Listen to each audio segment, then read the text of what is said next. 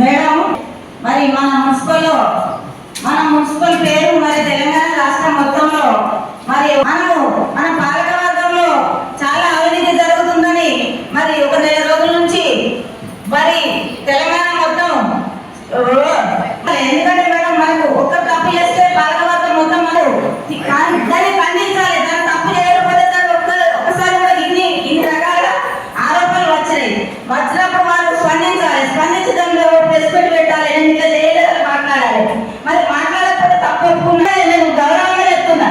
ఎందుకంటే ఒక్కరికి అవినీతి పేరు వచ్చిందంటే కౌన్సిల్ మొత్తం మందికి వచ్చినట్టే. మరి మీరు ఆత్మవిశ్వాసం చేసుకొని మరి మీరు అక్కడ కూర్చుంటారా, మరి కింద కూర్చుంటారా, మాతో మీరే నిర్ణయించుకోవాలి. మీరు దాని మీద స్పందించి మాట్లాడలేదు కాబట్టి మరి మీరు అక్కడ కూర్చుంటే అర్హత లేదు. మేడం గారు మీరు స్పందించి మరి ఖచ్చితంగా గౌరవ సభ్యులు కూడా అందరు మాట్లాడాలని కోరుకుంటున్నాను.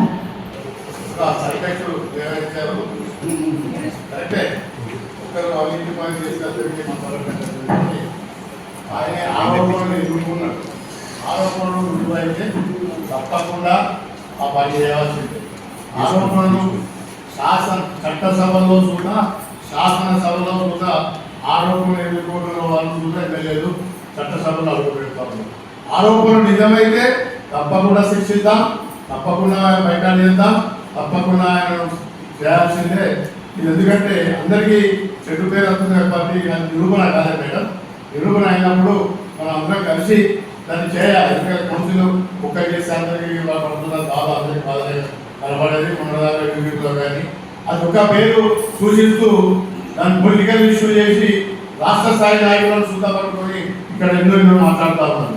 ఎందుకంటే మున్సిపల్లో జరిగిన అవినీతి జరుగుతామని ఇతర పార్టీ వాళ్ళు చాలా ఏ సబ్జెక్ట్ దొరకకున్నట్టు ఇదే సబ్జెక్ట్ మీద మాట్లాడుతూ ఉన్నారు. కానీ అటువంటి సబ్జెక్టులు ఎన్నో జరిగినాయి. అది నిజంగా నిరూపణ జరిగితే మనం చేద్దాం, తప్పకుండా చేయాల్సిందే, శిక్షించాల్సిందే. అది ఆరోపణలు ఎదుర్కొన్నారు కాబట్టి ఆ ఆరోపణ ఇంకా రుజువు కాలేదు కదా. ఇప్పుడు మనం ఏం చర్య తీసుకోవడానికి మనకు హక్కు లేదు. మనతో పాటు సభ్యుడు ఎక్కడ ఎలాంటిగా ఉంటుంది కాబట్టి అక్కడ కూర్చోవలసింది. అలాగే మనం మీటింగ్ చేసుకున్నాం. ఆరోపణలు రుజువైన నాడు మనమే శిక్ష చేద్దామని చెప్పి సభాముఖంగా తెలియజేస్తున్నాం. ఆయన మీద కేసు రిజిస్ట్రేషన్ ఎందుకు చేయవచ్చు? వాస్తవం లేకుండా కేసు రిజిస్ట్రేషన్ చేస్తే మనకు కాదు. ఒకవేళ ఈ